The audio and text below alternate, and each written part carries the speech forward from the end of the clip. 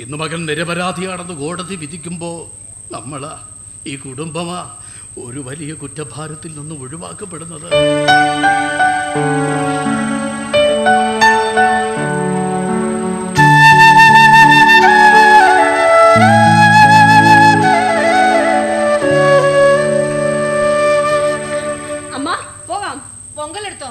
പൊങ്കലെടുത്തു, പ്രസാദം എടുത്തു, എല്ലാം എടുത്തു. എങ്കിൽ പോകാം.